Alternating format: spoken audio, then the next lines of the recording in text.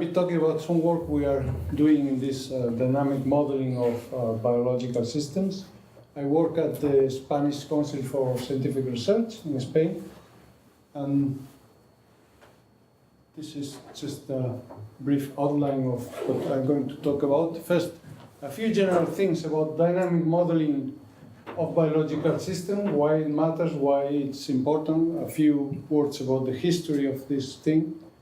Then I will bring this thing about optimality principles, what they are, why they are useful, what can we obtain using these principles. And then immediately I will illustrate on the use of optimal control theory in biology. What can be done with it, why is it so powerful, what kind of questions can we answer with it. And that immediately brings up some topics that are related with a problem that hasn't been really explored in biology. It has been worked quite a lot in other areas, like robotics, machine learning, which is this class of inverse optimal control problems. Okay? I will offer some case studies, some examples, before arriving to some conclusions. So being here, I thought it was fitting to mention this paper from Courant. And in the introduction of this paper, he gives these two perspectives of modeling, the perspective of pure mathematicians, that according to him, they sometimes are satisfied with showing that the non-existence of a solution implies a logical contradiction, and the perspective of engineers, applied scientists, that sometimes they only see the numerical results as the reasonable thing. And of course, I consider myself in this second group, okay? But I have to tell you that more and more we, the practitioners, are more and more interested in the theory, because we do realize that the theory is very, very important. Okay? So my talk, it's according to the second perspective, but without losing the importance of theory. And of course, there's this sentence that there's nothing more practical than a good theory, and that really is really fitting here. So, what about dynamic modeling of biological systems? Well, there are two papers, really the pioneers of this were these two papers in 52. One by Alan Turing on the chemical basis of morphogenesis, and another one, this paper by Hodgkin and Hasley, that they describe the transmission of electrical impulses in nerves, in axons, using a model comprised of a few ordinary differential equations. Okay? And this is a good example of a success story of modeling in biology, how they could actually come up with new hypotheses by doing a mathematical analysis based on ordinary differential equations. And as I was telling some of you, at that time they were supposed to use one of the first computers at Cambridge University, but the computer was being renovated, something like that. So they had to solve the ODEs with a mechanical calculator, basically. For this, of course, took weeks, but they did it. They published this paper. It's actually a series of papers, and just a few years after that, they got the Nobel Prize in medicine because of that work. So this is really, I would say, the first success story of the use of dynamic modeling in biology. Okay?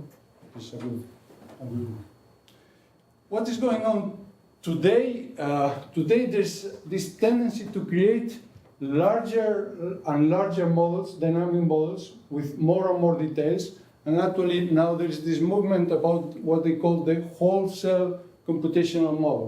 What is a whole cell computational model? It's a model that aims to take into account every molecular interaction in a given cell. Okay? So the first of such model was published in Cell. Cell is like Science or Nature in biology. It's the top journal. Okay?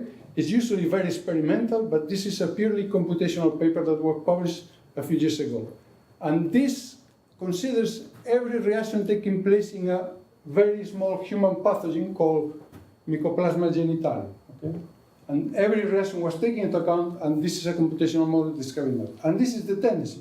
Of course, the problem is you have a huge number of equations describing the behavior of this. How can you identify them? That's the real problem. In this particular paper, the parameters were taken from the literature.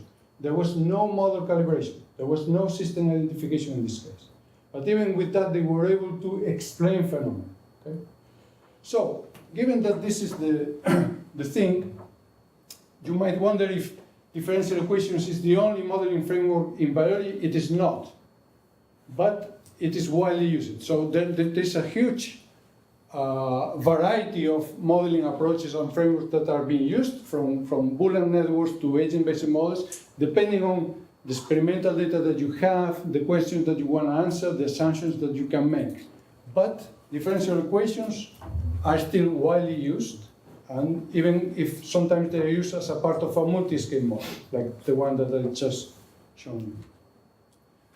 So in general, we use this well-known deterministic state space representation where X are the states, theta are the parameters, U's are inputs, and we can observe a subset, typically a subset of the states represented with this Y. And given some initial conditions, we can solve this numerically. Let me show you, because I mentioned here nonlinear dynamic model. What kind of nonlinearities do we have? Just anything, or just a small family of them? It's typically a small family of them, and I'm going to show you in this little example how they work. So you can see at the bottom in these green arrows a very small, toy problem of a metabolic network, that from S there's a reaction bidirectional that goes to an intermediate M1, that goes to intermediate M2, and finally to a product. Okay. Each one of these reactions, like for example this one, is catalyzed. So reactions can be very slow, so they are catalyzed with enzymes. They make the reaction faster. Okay. So enzyme 3 accelerates the reaction that takes M2 to produce P. And an enzyme is a protein, and proteins are expressed in our organism or any kind of living matter when the genome activates that expression. Okay, so gene 3 activates the expression of enzyme 3, and when it's present, accelerates this reaction. Okay, and these dotted lines, you can see that they have either an arrow or a blunt end. The blunt end means repression. Okay, so the presence of P is repressing the expression of gene 3, for example. But the presence of M2 is activating the expression of gene 3. This is the kind of thing. This is the topology of the network. This will be the metabolic network. This is the regulation network that is guiding this reaction. And the kinetics looks like this. Typically, they are either Michaelis-Menten or max action or Hill kinetics, the three most widely used terms. Okay, so this is the kind of nonlinearities. And the one that actually creates most of the problems is up there. You can see those Hill kinetics with those exponents there that can take real values, and that can be quite problematic. Okay, but this is the typical model that for this toy problem you will find. Of course, things are not linear in reality. There can be cycles like this one, and actually this cycle belongs to a larger network. This will be the typical poster that you will find in any molecular biology lab. Okay, this is the known biochemical pathways of metabolisms, and here regulation is not included. Okay, why? Because most of the regulation is actually not well known. So we know pretty well the biochemical pathways of metabolism, not the regulatory ones, all right? But this is quite well known and characterized. So the forward problem, of course, is just given some initial conditions.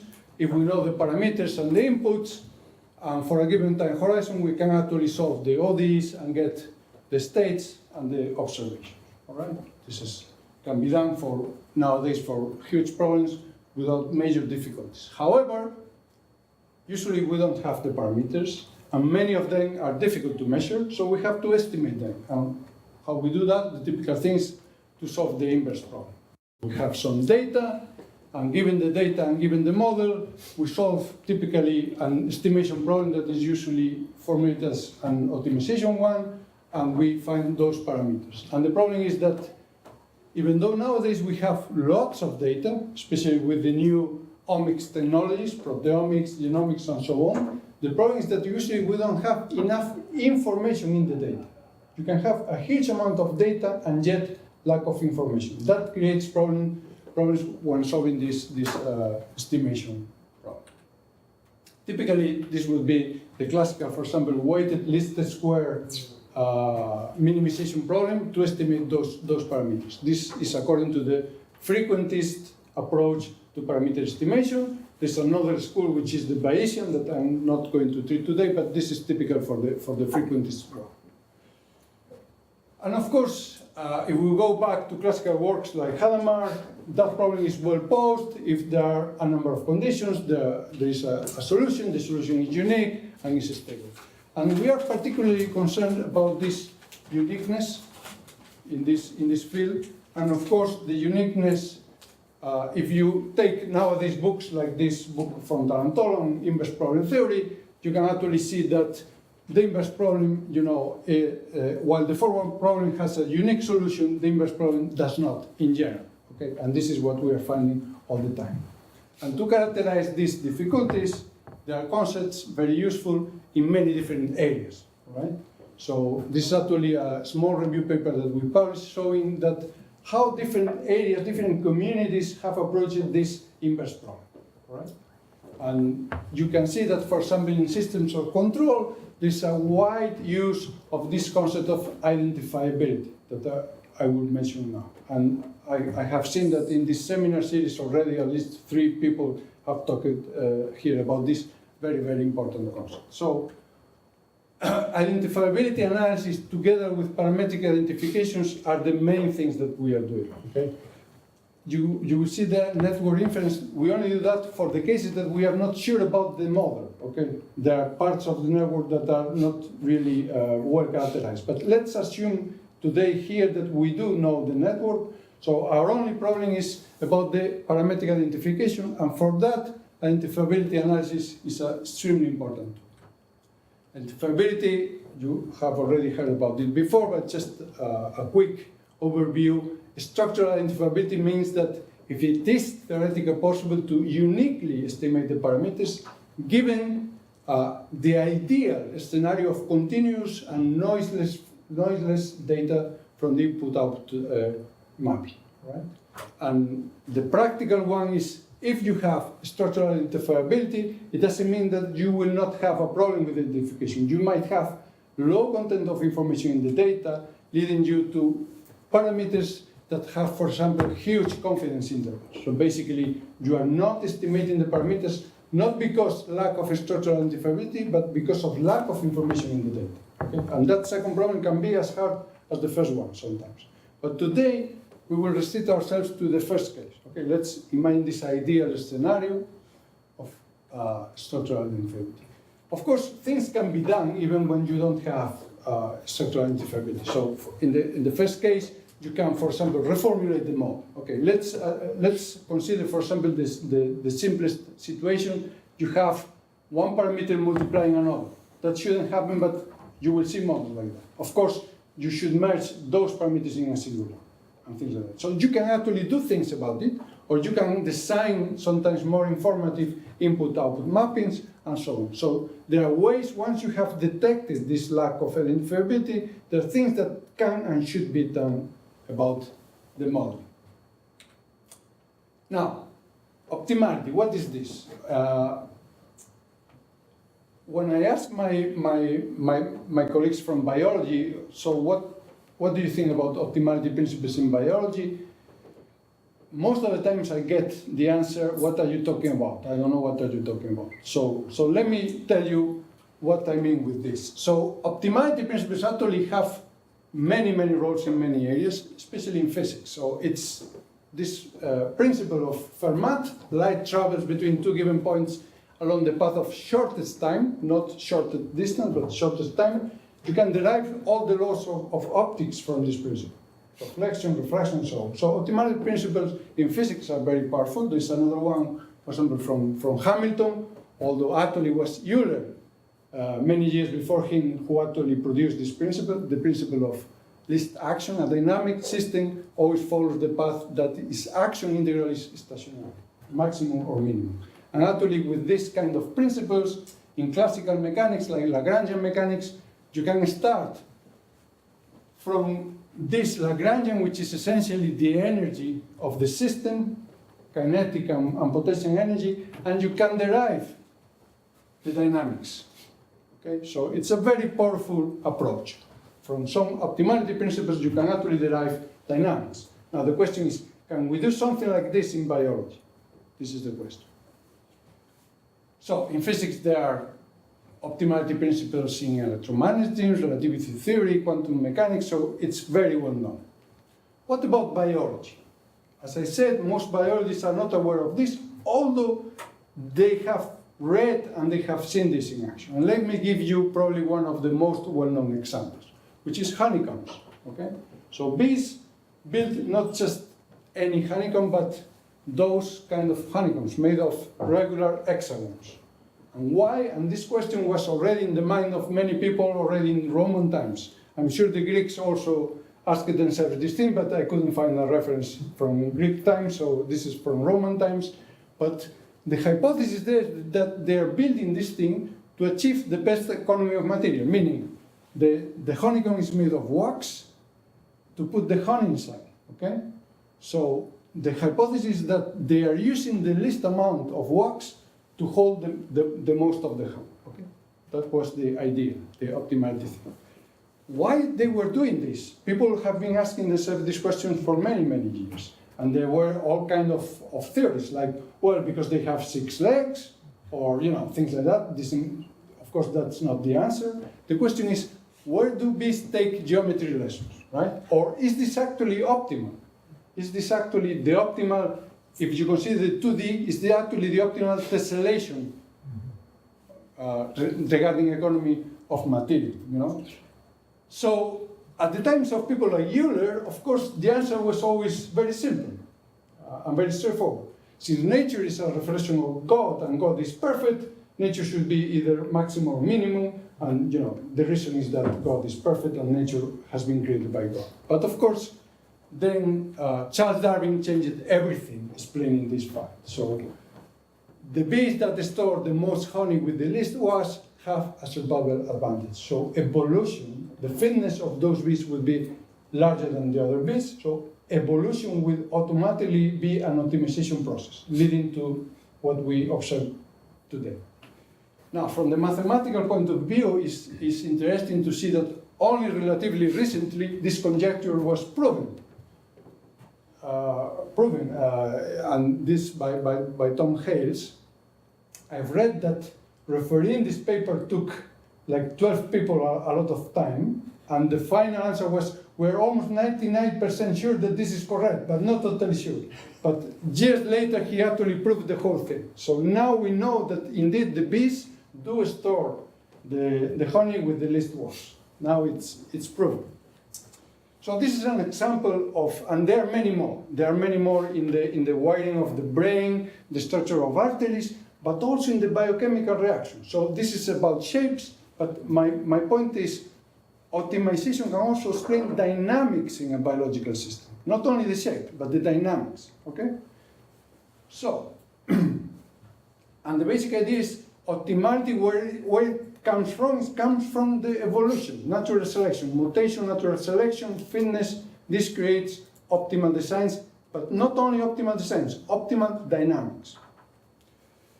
And the first person to actually try to put the math into this in biology was Nicholas Rashevsky. He was born in Kiev, he studied in Moscow theoretical physics, and then he came to Chicago. And he was the founder of the first graduate program in mathematical biology.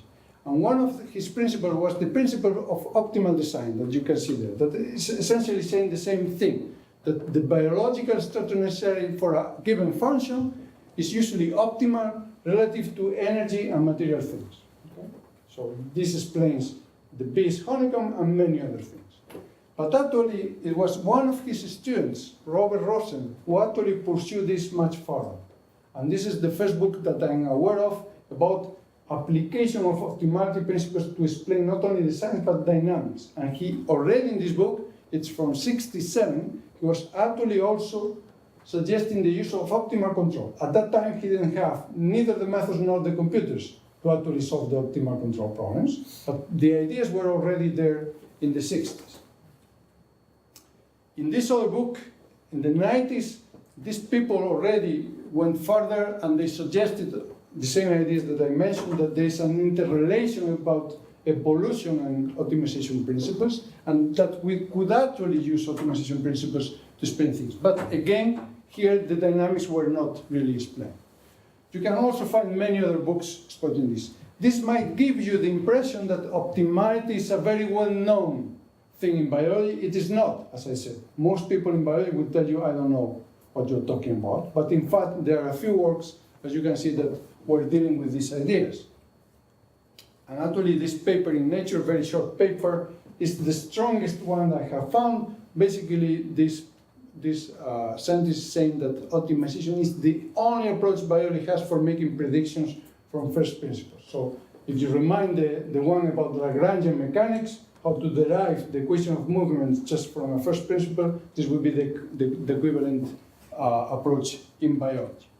So what about optimal control? What has optimal control has to offer about it? First, a few words about, well, optimal control in open loop, just to distinguish it from the closed loop, is just dynamic optimization of dynamical systems. So given a dynamic model, what should be the input to the model so that you get some optimal performance? Optimal performance means some maximum or minimum function, right? So essentially, this goes back to the calculus of variations from Bernoulli, Euler, Lagrange, and so on. And in fact, this problem, it was a challenge posed by Bernoulli to the community at his time, was find the shape of the curve then which a bit goes from rest to in minimum time, in the least time. So essentially, what is the shape of that green line? So starting from rest, this small ball will go accelerated by gravity in minimum time, okay? So it's not a straight line is not minimum time, it's minimum distance. So actually, to solve this, if you do it, you will find the red curve, which is a cycloid. It's the Brachistochrone, the minimum time, right? And there's an interesting story about this problem. He first challenged the people publishing this problem and offering a deadline of, I think it was a few months. Then he invented a deadline extension because nobody replied in 6 months. So he extended the deadline, and eventually one of his brothers sent a solution, more people sent a solution, and then Newton did it. Newton was not aware of this problem. He received a letter the same day, that same night. He stayed up for a few hours and he solved the problem and sent his solution as an anonymous solution. But Bernoulli, as soon as he saw the solution, he knew that it was coming from Newton. So this was calculus of variation. Of course, modern methods, then we have dynamic programming from Bellman. Of course, the revolution with Pontryagin's maximum principle. So you can actually put constraints into the optimal control. And then modern direct methods, which are based mostly in discretization. So essentially, modern optimal control methods were derived especially for aerospace applications, electrical engineering, and so on. And this is the typical statement. So we need to find the use, the vector of use, over some time horizon to minimize or maximize a functional, which is usually a function of final states, but also probably of some paths, right? So you might want to add some integral path there. And this is subject to, of course, the dynamics, and then there might be inequality and equality path constraints, and of course, bounds for the states and the contours. And this is the classical formulation of open loop optimal control. And nowadays, most modern numerical methods to solve this problem are based on sort of discretization. So the original continuous problem is discretized. Either we discretize the control, and then we have this family of control parameterization methods, or we discretize both the states and the controls, so we just end up with a huge nonlinear programming problem that can be solved. Okay, so most modern methods belong to this class. Just in green up there is the class of methods that we use, but of course you can use any of them to arrive to proper solutions. So this is just a more detail. What we do is essentially you discretize the control with some simple basic function, which could be even piecewise constant or piecewise linear, and suddenly you have an outer nonlinear programming problem with a linear initial value problem, and you just iterate. So, what happens when you have more than one objective? This is not a problem. You just now have a vector of functionals, okay? And instead of, why would we want multi-objective optimal control? Well, the reason, if we go back to his statement, you can see that the functional might be optimal relative to energy and material needs. So in engineering, for example, typically, there's always some cost-benefit problem in any application of optimal control. Okay? So, and those are usually contradicting each other. Okay? If you move one, you are not improving the other. So this is why a multi-objective optimal control makes sense. So, already in the book, they already mentioned this multi-criteria optimization approach, although they didn't have neither the methods nor the machines to perform this at the time, but this was already well known in the 90s. And in engineering, as I said, most designs in engineering are done nowadays applying multi-objective optimization. So this was additional motivation. So in classical standard single objective optimization, you obtain typically a global solution. In multi-objective, you obtain what is called the Pareto set of solutions. So the solution is not unique, it's a set of optimal trade-offs, meaning that this solution here is as good as this other one. It's just a different compromise, different trade-off between J1 and J2. And if you have three objectives, then you have a surface and so on. So essentially, the message is a multi-criteria optimization problem gives you a set of optimal trade-offs, not a single solution. Now, how can we apply this in biology to do useful things? Let's consider the prediction of dynamics in a metabolic pathway. Okay? So we have a pathway like this one. Imagine now that we don't have the regulation. So we only have the bottom part. Obviously, we cannot solve the initial value problem as if we had the regulation. But if instead of having the regulation, we know the optimality criterion behind this, we could actually predict the dynamics. So it's a very simple idea, right? So this would be the equivalent of the Brachistochrone problem, but with chemical reaction. So here we don't know the shape, we don't know the regulation, but if we know that this has evolved to maximize or minimize something, then we could actually predict the dynamics. This is the key idea. So this was done actually in 2002 for the first time in this paper from several researchers in Berlin. They consider a linear pathway from S to P of reactions, very simple reaction with mass action kinetic, very, very simple system. And the problem was if the enzymes that you see there, E1, E2, E3, they obey a constraint on the total amount present at any time.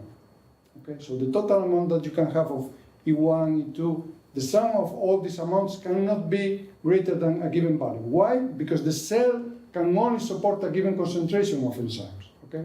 Due to osmotic constraints, a number of physical, chemical, and physiological constraints. So what would be the solution? And the solution turns out to be quite simple. The solution is just a sequence.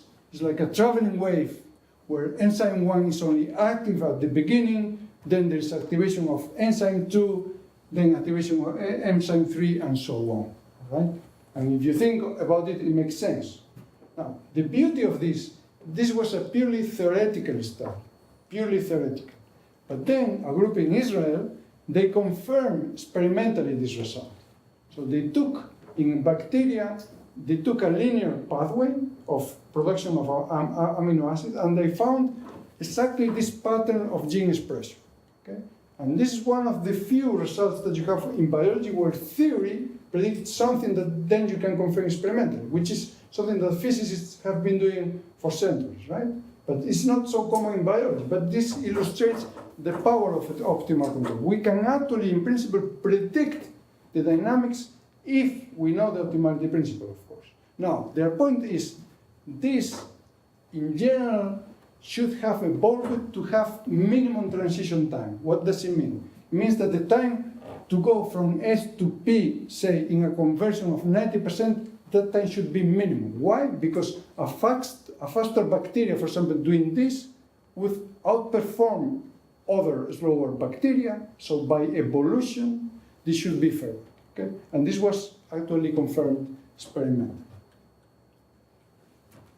Now, the question is, can we apply this to arbitrary network topologies? Because this linear pathway, as I told you before, they're very, very simple examples, but reality is much more complex. Can we scale up well with network size, and so on? So this is precisely what we have been doing, considering several objectives, and I'm going to show you, for the same kind of linear pathway, some results. Imagine that you have this system, again with very simple dynamics, and now representing this stoichiometric matrix multiplying the fluxes, and the fluxes, like before, are very simple, just a kinetic constant times the concentration times the enzyme activating that particular reaction. Now, given that dynamical system, I want, for example, to minimize the transition time subject to those constraints. I want a conversion of 90%, I want a path constraint on the total enzyme concentration, and some bounds for the control. So this would be the formulation of the optimal control problem. I want to find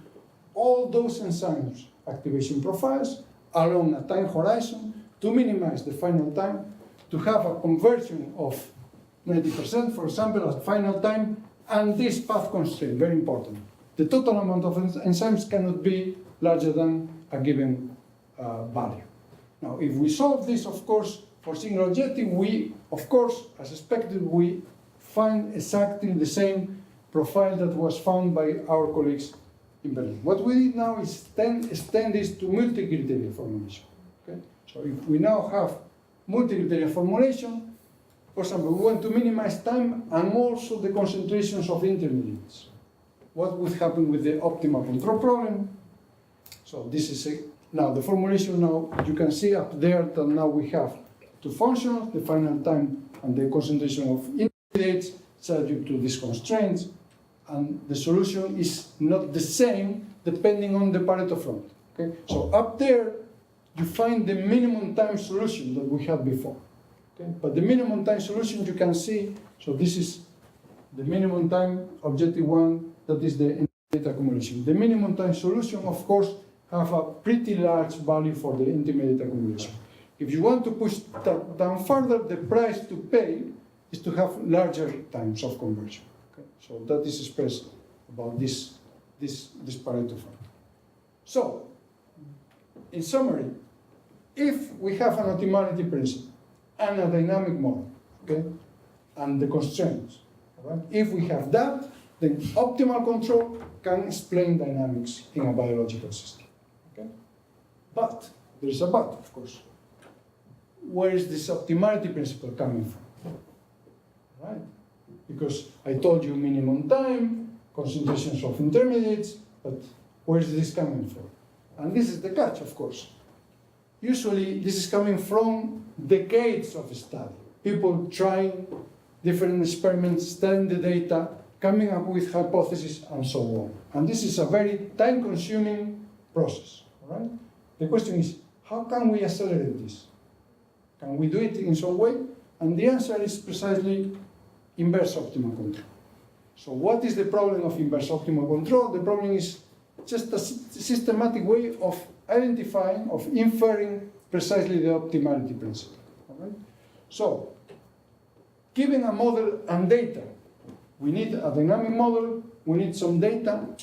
The problem of inverse optimal control is identifying the model parameters, the unmeasured time inputs, and the underlying optimality criteria. And this is, I mean, the problem is not new, but only recently has been started to be exploited in several areas. So again, this is the scheme. Given data, the model, and the constraint, we use inverse optimal control to find the optimality principle. And there has been works about inverse optimal control in control theory, of course. Recently, in machine learning, they call it a different thing. They call it inverse reinforcement learning. They don't use ODEs for the dynamic. They use Markov decision processes, but the class of problems is the same. And there is a recent, quite a lot of work in robotics.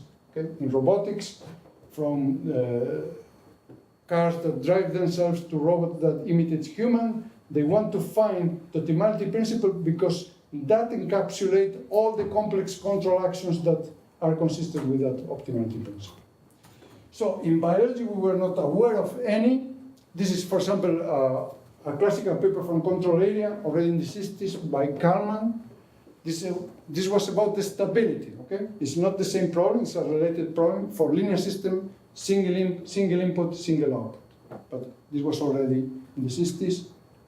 And for example, in machine learning, this was the paper that created this whole area of inverse reinforcement learning. Right?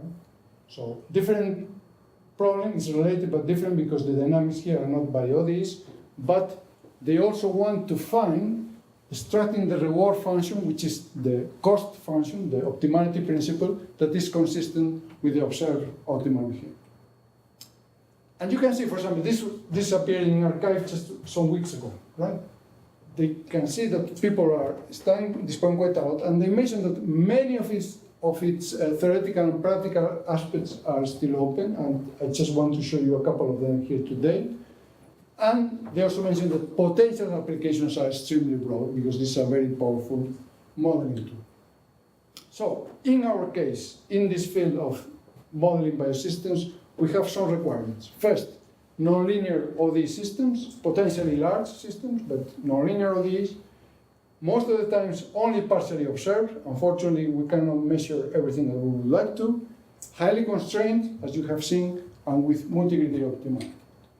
So, this is the formulation in words, but this is the formulation in math. So, basically what we did is a bi-level optimal control formulation. So, the outer objective up there is the identification problem. We want to identify the inputs and the parameters that solve an inner problem, which is the optimal control problem, subject to essentially the same constraints that we have seen before. So this is bi-level optimal control, and if we zoom the type of cost functions, the outer is, for example, the classical weighted least square norm that you want to minimize. So you want to reduce the mismatch between model predictions and data.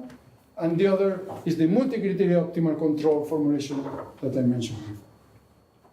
Now, what the theory for this, as already mentioned, is still being developed. There are a number of papers, but still many open questions. Even if we consider a simple problem, imagine that we get rid of the inner optimal control problem. What we have now is what is called input reconstruction problem, okay, or optimal tracking problem. Finding the parameters and the inputs consistent with the data. Even this problem is quite hard. And essentially, here we have the equivalent that we have for the inverse problem of parameter estimation. We want to know if it is possible to uniquely recover the parameters and the use, the inputs. This is the question. And the question is, can we apply the techniques that we had for parameter estimation to this class of problems? And well, it's an open question. I have found just a few works like this one, where people did, for example, applying differential algebra in this work for this model of HIV infection. You will see that there are several constant parameters, all these ones, and one that is time varying. So for us, this would be an input, but they call it a time varying parameter. Okay, for us, it's a measured input. The question is, can I recover this from a particular input-output mapping? The input-output mapping that they consider is that they could measure directly state V, and a second measurement was the sum of two other states. Now, measuring this, can I uniquely recover all the constant parameters plus these time-varying parameters? And in this case, using differential algebra, they were able to arrive to this formula that if the constant parameters are locally identifiable, then the time-varying parameter is also locally identified. Now, the question is, as I was talking with Alexei and Gleb earlier this morning, the question is to do this systematically for arbitrary problems. Okay? Because we suspect that in this case, this turned out like this, but it's still an open question if we can apply differential algebra in this way for any arbitrary problem. But that would be a very interesting result. Now, what we have done to solve the bi-level optimal control is quite technical, just a brief. We just did a decomposition, so we have step one is essentially the optimal input reconstruction, step two is the multi-objective optimal control, and there is some matching. But if anyone is interested, I can give you more details. So essentially we can solve now this problem.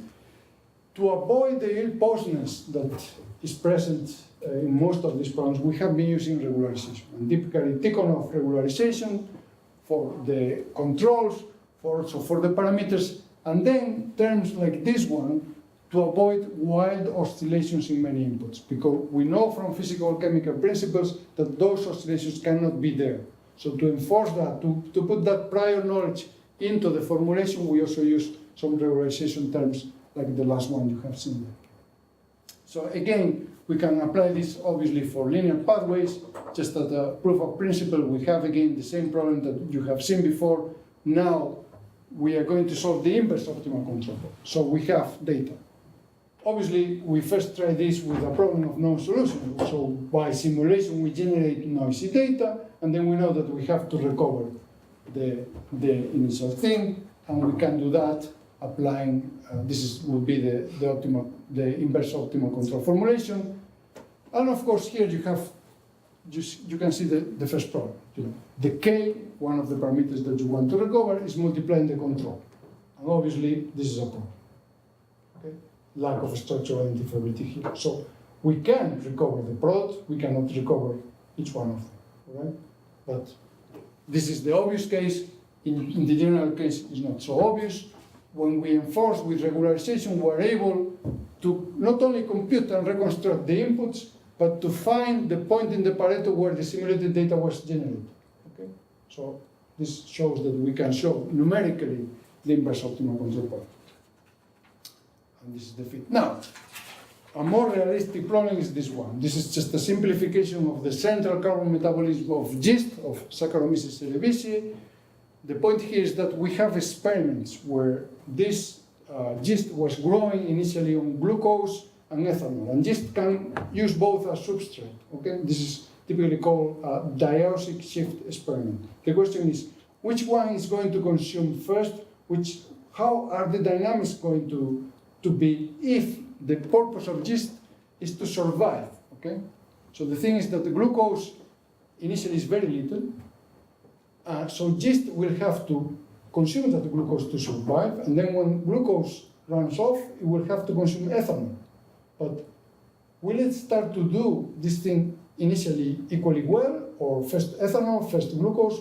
How is this going to happen? Okay, and the thing is, depending on if the carbon source is ethanol or glucose, the energy balance, which is essentially related with the production of a molecule called ATP, is going to be different. So basically, we have a dynamic model. We don't really care much. It's classical mass action model.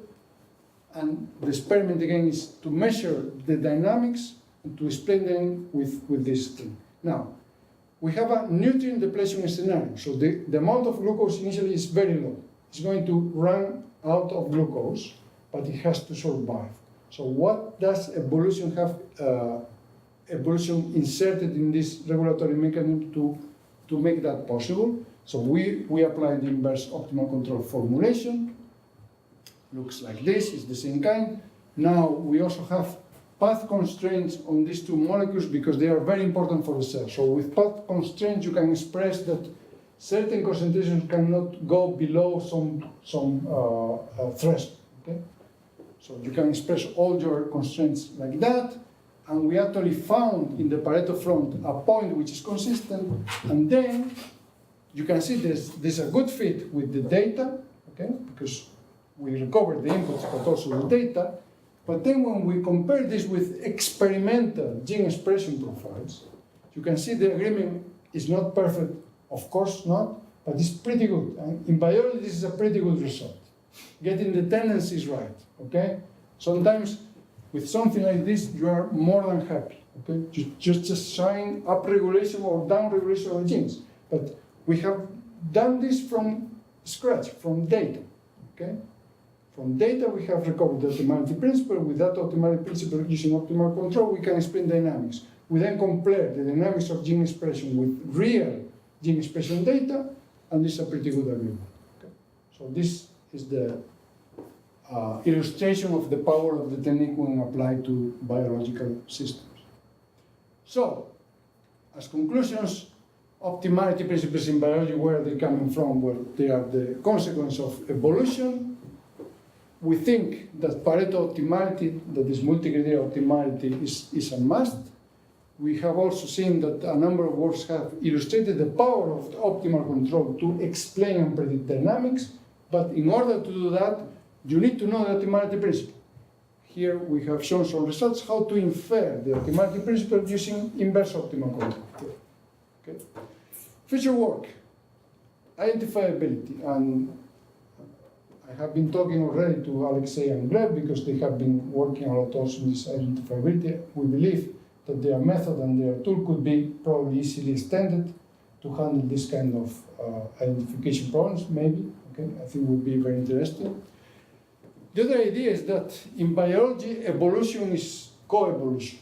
So actually, instead of dynamic control, a better framework would be dynamical games. Okay, so that would be the next thing that we would like to explore. Acknowledgements, first of all, to my two co-workers. This work was essentially published recently in this journal by Informatics. Nikos is one of my current PhD students. Eva was my first PhD student. So in this paper, it just bring together the present and the future. And of course, the other members of the group, and very especially the funding, especially from the European Union grants and Spanish funding. Thank you very much.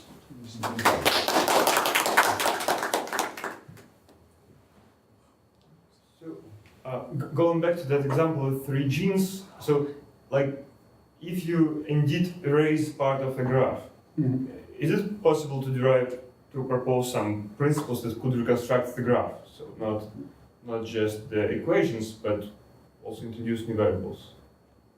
So essentially, when I was removing that part is the regulatory mechanism. Okay. Yes. It's like if you have, for example, the temperature of a tank being controlled by a PID controller, you remove the control. So suddenly you cannot explain the dynamics anymore. But if you know that the regulatory mechanism had evolved to maximize or minimize something, then you could replace the whole regulation by that optimality principle. So it is possible to infer back that picture from some... Not infer back, but replace the regulation, which is quite complex, by an optimality principle. So let me put it other ways. Self-driving cars nowadays, how do they do it? They have, I don't know, a huge amount of control loops taking account of everything that is happening? No, they do it with inverse reinforcement learning. From data, they infer the optimality principle that results in those kind of dynamics. So basically, you are replacing a very complicated control problem of regulation by a not easy but more compact inverse optimal control formulation. I don't know if I have answered your question.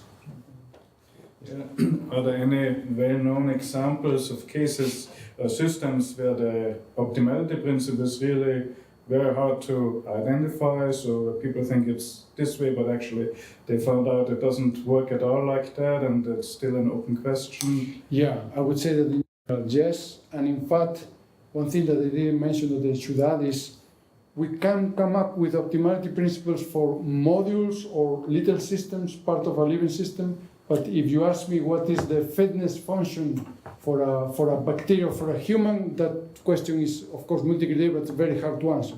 But, for example, I don't know what is the optimality principle behind a human, but if I look, for example, at my arteries, at the branches and the geometry and all that, I can see that it's optimal with respect to some drag effort, mechanical fluid effort, and so on. So for subsystems and submodules, it's easy. The upper you go in the scale of the biological system, the harder it becomes. That would be my answer.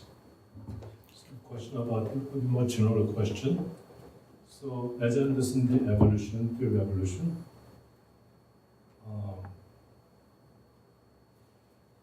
is describing a method, in particular method, where such optimization is carried out.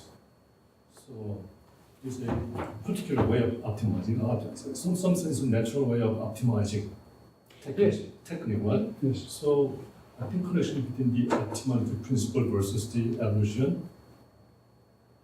I'm trying to understand this connection. So the evolution is somehow describing a, let's say, algorithm or method Yes. for optimization. Yes. But still the question remains, why optimization? That's answered by evolutionism, I think. Sorry? No? So the optimality principle Yes. is not supported by the evolutionism, theory of evolution. Mm-hmm. Rather, theory of evolution, assuming that there's optimality principle in the nature, it provides a mechanism, Yes. method, right? Yes. So yeah, so evolution would be the optimizing method, and the result is Under the assumption that there's optimality principle in nature, biology. well, as I said, for some subsystems you can actually show that it is. The honeycomb geometry is a good example. But if you ask me what is the optimality principle behind the whole B, well, there would be a bunch of them. But in general, it's the fitness of that B with respect to the environment and other interacting species. So it's a very complicated. This is why I mentioned that differential games would be a better framework. But if we restrict ourselves to, for example, a pathway in bacteria that converts something that the bacteria is eating to something that the bacteria is building in itself, then it's reasonable to assume that evolution has favored speed in that conversion. Okay? Because the bacteria that is growing faster is outnumbering the other bacteria that are slower. Okay? So, and that has been studied for many, many years. So for that particular system, we can actually reason and see, based on the data, of course, that there seems to be that optimality principle. But of course, you cannot express enzymes by free. I mean, there's a cost of creating. So the other thing was actually the cost-benefit trade-off. The benefit is minimum time. The cost is you have to invest to create the enzymes. So this is why we adopt a multi-criteria approach to balance work. Okay? But essentially, you can see in subsystems or sub-elements of living systems that there are clear optimality principles behind. Okay? Sometimes that's not directly true. For example, let me give you the example. In the jungle, in the Amazon jungle, there are two species of trees competing with each other for sunlight. Okay? And obviously, the tree that is taller and spread the branches is going to get more sunlight, and the other is not.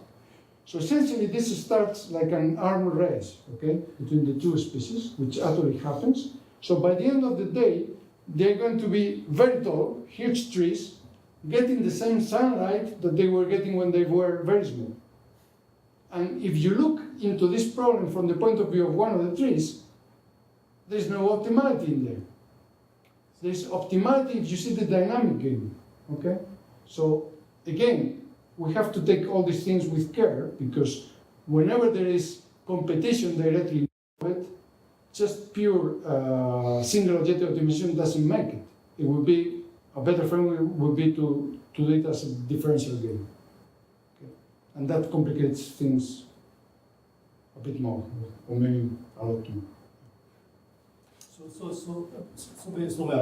philosophically speaking, take any process, you just write down law for the process. You could actually rephrase this as optimality. Yes. Principle. Anything. Yes. In fact, anything. Yes. Any conservation principle. And pardon me? A conservation principle. And conservation principle. Like for example, in Lagrangian Mechanics, if you have conservation of energy, okay, then you can derive, as we saw, those equations for the pendulum or some other things. Okay? But there is a conservation principle behind it. But the Hamilton equation doesn't require conservation principle. Hamilton has the Hamiltonian is the energy, right? But then we can also calculate Doppler layer. More questions? Thank you. Is a slide available to us? You have to develop. slide available to us. Oh, yes, yes, yes, of course. So to get a card. Sure, sure. I leave it there, so yeah.